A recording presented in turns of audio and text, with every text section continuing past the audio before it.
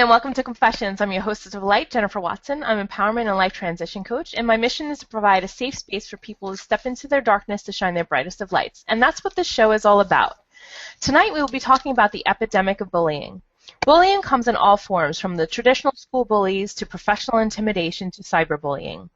It's meant to belittle us and bring us to our knees. But it's up to us to take a stand, to fight back, and take back our power from these bullies. So joining me to talk about this very important topic tonight is a panel of amazing women, all of which have, witnessed bullying and are advocates for stopping it. So please welcome me in joining Laura, Maria, and Sue. Welcome, ladies. Hi, Jenny. Hi, Jenny. It's such a pleasure to have you guys on. Are you all ready to bare your souls? I think so. I think I'm ready. Yeah? Bring it. All right. Fantastic. I'm excited for this. I think this is an important topic that we need to get out there because it's rampant and, it comes in all levels. So speaking to all levels, let's start with the traditional root of the school bullies. Now, Laura, you're a principal. You've witnessed a lot over the years. Can you share with us a little bit of what you've seen? Yes. The main thing that I've seen is that there's actually a lot of confusion nowadays with what it means to be bullied and who a bully is. The traditional route was the tough, usually male student who had some friends and they would physically bother other children, steal their lunch money, take what belonged to them, and then would go off on their merry way. And the only way to fix things with that bully would be to punch him in the face. So if you look back in history, that's usually the route that it went. And now you have a whole new world that's open with social media that has led to a different strain of bullying. And working in a middle school for 17 years, I saw the fallout of this because when I started teaching, it didn't exist. And the cruelty that can be done on the part of children to one another is heartbreaking. And with that came the need to educate parents because it's systematic. And as dynamics changed with parenting style, that's what I attribute mostly to the rise in bullying. It's definitely connected somehow. And they have now mandated, at least in the state of New York, that we are proactive when it comes to bullying, and we could lose our jobs if we don't act on it when it's presented to us. Amazing. I'm not too familiar with the California school system just yet, but I know that they have a big bullying campaign going on, at least in my district. Maria, Sue, do you know anything about that on behalf of California? I think it's pretty much zero tolerance. I think that it varies from school district to school district in terms of how they deal with it or reprimand. Okay, Maria, have you seen? Yeah, same thing with you. Have you seen, have either of you other ladies seen examples of school bullying? I know with my daughter going into middle school, it's a whole new world, and I'm afraid more about bullying than I am about drugs and sex. Do you have those concerns of, a child of a young one and then a child of, high school years? And my son is currently in a small town, in a small school, and I've seen the pressures of that, and I'm actually in the process of moving him into a larger school in a very, very large city, and I'm not sure, my major concern is that position, how he's going to handle a larger population of students. I may not all agree on how his attitudes and his thinking are. Yeah. Sue, how about for you as a mother of a high school student? Were there traditional bullying concerns where you were concerned, or were you worried as a mom?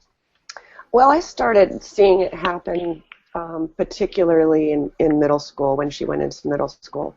But, the way she would, luckily I have a really open communication and a great dialogue with her, and she'd come home and complain about it, and I said, okay, well then, this is the way you address that. You don't fight back, you don't, make threats, you don't reduce yourself to that level, and you tell them very firmly that you're not okay with that and leave you alone. And if they don't, then you come to me or you go to the principal and you make a complaint about it. They can't, I kept trying to reinforce with her that they can't really do anything to help her unless they know that it's going on. And the problem is that the kids who are being bullied are afraid that if they tattle, then they're going to get their butts kicked, or it's going to get worse. And it will only get worse if the school and the parents don't. Their fear is, oh my gosh, if I say something, they've got all this peer pressure, and if I look like a weak tattletale, Laura, adding to what Sue said, how do you see the students who are bullied? How do you make them feel comfortable to come forward? It's a small piece of a much bigger puzzle. And when children go to school, they need to feel safe in their environment. So there should be structures in place in the school. Like in my school, it's about positivity. And every morning children make the announcements. And I try and get to know every single child's name. All of the teachers take an investment in individual kids. We're looking to have an advisory program where children are paired up with a buddy. And we already have one. We call it our social skills program. And it's for some children who may be on the spectrum or in general just have some social issues. And they at least have an adult that will emulate for them social behaviors, which then translates into their practice, in the lunchroom and at gym and in those large areas. Once you have that established on a large scale, then you have an expectation. So then when you have a child who feels that he or she is on the receiving end of wrongful treatment by another child, in a lot of cases they will go to that trusted adult within the school. Or they will trust their parents, who will then come up to the school and let us know. The biggest fear is that they are going to get in trouble also. The second fear is that there will be retaliation. And in the state of New York, there are a bunch of forms you fill out. We have a DASA Act, the Dignity for All Students Act. And, it's great when you put things on paper. It's great things when you pass an act in state Congress. But the reality of it is a lot of times I've seen parents fueling the bullying. And I'll give you an example of how. During the 1980s, we had the whole self-esteem movement, and that's when every child started getting a ribbon. Every child got recognition for participating. And there was a breakdown of what existed before of competition, of the haves and have-nots. And as the chubby kid in school, I knew I was not an athlete. So I focused on the strengths that I did have. But that did play into a lot of how my life path went. So I don't know which is better, but I can tell you that I am seeing in general, so generalization, a lot of parents that are enabling children not to see consequences for negative behaviors. And their children are human.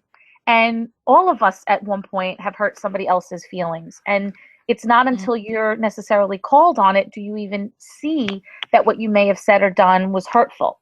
And it's through that process of teaching children, you made a mistake, have remorse about the mistake, try and make amends. That's how we make better humans to go forth as adults. And what I encounter more often than not is this wall of defense on the part of parents. My child would never say that. You're lying. The other child is lying. My child is perfect. And we would all love to believe that our children are perfect, but at the end of the day, we are human and we make mistakes. And part of loving a child is acknowledging that there can be flaws in their behaviors. Part of being a good parent and raising a child and being a nurturing adult in a child's life is showing them that they can bounce back from mistakes. So at least I was an assistant principal, my approach was to use it as a learning opportunity, that it was not, it was an isolated incident. And I would, a lot of times the bullies, because they were sent to my office, would get upset because they were in trouble, not necessarily upset because they hurt someone else's feelings. So I spent a lot of time talking to children about how their behavior impacts other people, no matter whether it's positive or negative. And I always say to them, you made a bad choice, you are not a bad person. Because, Right. you know, a lot of times when children are not on the receiving end of negative feedback about their behavior for whatever reason, they take it that much harder when they are put in disciplinary action or in trouble. And, you know, statewide we do have zero tolerance, so the second something is brought to my attention that relates to bullying, I have to act on it, and I cannot stop until I get to the bottom of the situation for all the safety of all involved. But having that open door policy and being open and receptive to children and having supports in place on a daily basis makes it slightly easier for kids to come forward, either through their parents or to us directly. I think it's great that these resources and tools are in place, and it does make it easier. I think it helps the parents more than it helps the kids, because I think kids, no matter what generation you are petrified to go up against a bully. Because I remember when there's a specific incident when I was bullied, and the thought of retaliation scared the bejesus out of me, where I don't care how many safety nets are in place for parents and kids, and you're protected, your name will know. They know who ratted them out. Absolutely. They found me, and they pushed me up against the locker. I mean, luckily, like, I fought back. You know, I was fine without physical violence. I was good.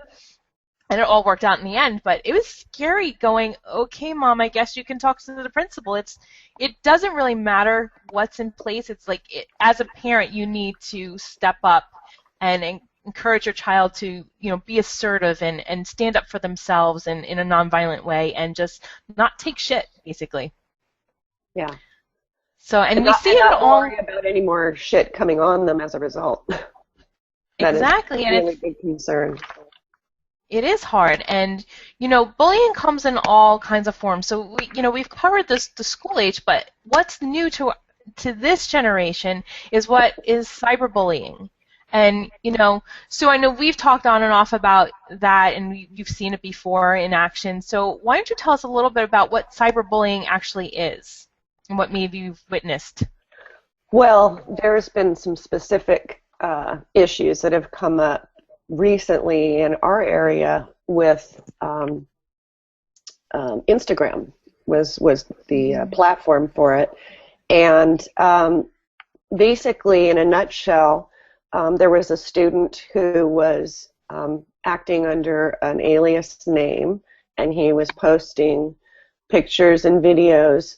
Some of the videos were actually of the students that at the school during class or during school, and they weren't aware that they were being videoed. And then he would manipulate them and put them on this Instagram account and then tag the kids in them. And the kids didn't know who it was. And so it got to a point where it happened for about a week, where the kids were finally it kept going on, and he never threatened anyone physically, but he alluded to, they were kind of creepy, and they had these weird sound effects that were weird visual effects and weird music underneath them, and it was just all very mysterious and creepy. And the kids were like, who are you? Why are you doing this? You're creeping me out. And he said, oh, more to come, or something like that. And he never gave up his identity. And so it finally got to a point where the kids went to their parents, and they were really concerned and upset about it. And of course, the police were involved, and because the parents all called the police, and the police were able to, with their cyber forensics team, figure out where the account came from and who the student was. And they sat down with him, and he claimed that he never wanted to bring harm to anyone, and that he was just trying to be creative and trying to get followers. And so he created this, he came from a very insecure place. Like, he really didn't want to scare anyone. He was just trying to be creative. It was right before Halloween.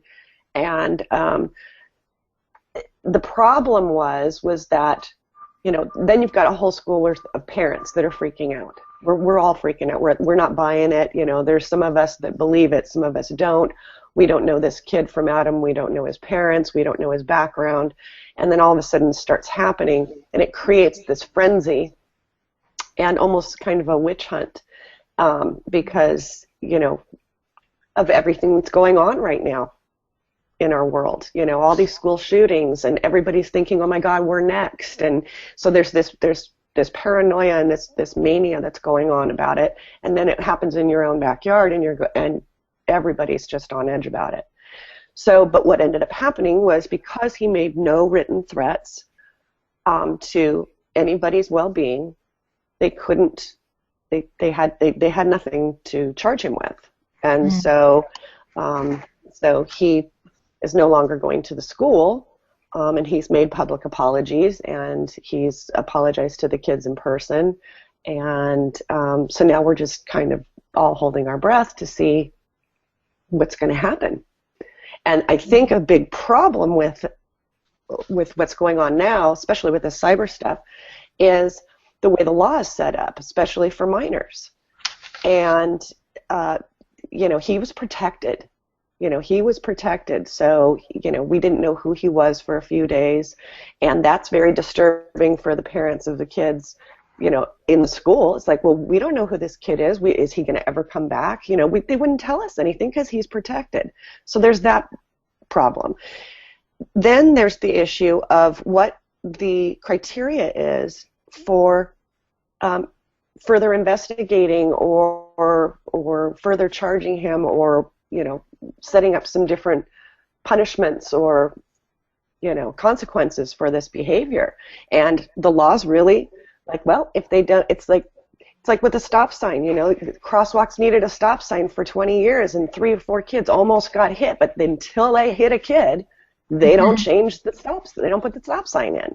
And it's kind of like that with this situation, which is really frustrating, because we can't take a preventative. All we can do to take preventative measures on bullying of any kind is, it starts at home, it starts with parents, it starts with instilling, you know. I also love what Laura was saying about how when she confronts the bully, she says, you're not a bad person, you did a bad thing. I mean, we've got to reverse these kids. You know, we can't just, so it's very muddy and very difficult to traverse when you're on one side of it or another. Absolutely. And then if we're not stopping it in our youth time, then it develops into adulthood. So exactly. Which brings me to professional intimidation, like in the workplace, or just, you know, even as, you know, we've talked about before, Laura, you walk down the street, you get whistled at by men. I mean, bullying comes in all different forms. So how have you experienced bullying for yourselves as adults? Or not maybe even as yourselves, but what have you witnessed? Myself, I haven't been on the receiving end in the workplace of bullying, but I have seen teachers abuse other teachers, grown men and women who are looking out for the well-being of children, that because of jealousies and feeling intimidated by another person's success, instead of building one another up, they choose to poke fun at each other. At a school I worked in, someone drew caricatures of teachers who would present during staff development, and then you would find them, you know, photocopied and stuck in mailboxes, but you never had a witness of who did it, so we couldn't catch them. Very, very hurtful things. Oh, for goodness sakes. And yes, and I see things on Facebook that teachers from another school I worked at will write about administration and other teachers, and they're not even smart enough to put blocks on their accounts, or at least block me or people who know me from seeing it, and they become like the children that they're saying should not be doing these things. So, but it all comes from, you have to think about where the root of bullying comes from. Now, bullying is not just one kid or one person being a jerk to another person in an isolated case. It's a systematic process of frequent intimidation and traumatizing of another individual, either mental or physical. And, you know, that the word bullying gets thrown around a lot, so we really should be careful when we say it, because, you know, having a fight with you and saying nasty things to you is not me being a bully. That's me not being a nice person in that moment. So that's part of it, is coming up with a definition. But I forgot where my train of thought was going. That's what happens when you think too fast. It was brilliant. It was brilliant. It was brilliant. So how can we stop the bullying how can we stop it? What's a final message about bullying, about stopping it? That's what I was trying to say. It's about self-esteem, because my nephew was just going through this at school, and it's an ongoing thing, and the godmother and me and aunt, wanted to go to the school and beat up everybody that was hurting my nephew and defend everyone on the planet. And how could anyone let this happen to my nephew when I fight every day to not let this happen to strangers' children? And we're victims of the system. And when I saw the face of the little boy that has been traumatizing my nephew for over a year, and my nephew, brushes it off, and he says, I'm not going to do anything about it. I love school. I don't want to get in trouble. But he's biting his nails now. And you know that inside he's internalizing it and is an anxious mess about this. And that should happen to no one. So he looks like he's handling it, but I know he's not. And I looked at the face of this other little boy, and he's got the sweetest face, and he's a perfect human being. But the problem is the things that his mom has done to him. His mother has put this on this child. So you can't blame the child. You have to look at what the problem is. And this child lives in a household where he is intimidated. He hears people shouting at one another. He knows nothing other than what he's witnessed. Yeah, bullying is a learned behavior. Right. It's so learned, just like racism or anything else. Exactly. Yeah. So they have to unlearn it somehow. Right. Exactly. Okay, so final words, lady. We have to wrap this up. So what is the final message for you guys about bullying? Stay in communication with your kids and make it really clear that the kids that are picking on them or picking on their thing, and they have problems. And it's not that they need to solve those problems, nor does it excuse their behavior, but it does give a reason as to why they're doing it. And if they continue to do it, that they need to be strong and they need to defend themselves and protect themselves and talk to adults about it and get the support they need to nip it in the bud. Awesome. Laura, how about you? I think the biggest thing here is to keep talking about it and sharing the stories, because someone that's a victim of bullying, or if their child is, they feel very alone. They feel like this is only happening to them. And once you start speaking about it, you realize how many people in one way, shape, or form have experienced it. And through that, you become empowered to then make change, because if each of us changes our behavior, think about how great the world would be. Absolutely. Beautifully said. I want to thank you, ladies, for coming on this evening. It's been a pleasure talking with you so much. So if you want to learn more about me, my name is Jennifer Watson. You can find me at www.jennifer-watson.me. Thank you for watching tonight. Join me next week as I interview Daniel Tolson. He's Australia's leading peak performance coach. What is the business psychology of the new rich? You're going to have to tune in to find out. Thank you for watching tonight. See you next week. Namaste, and embrace your power.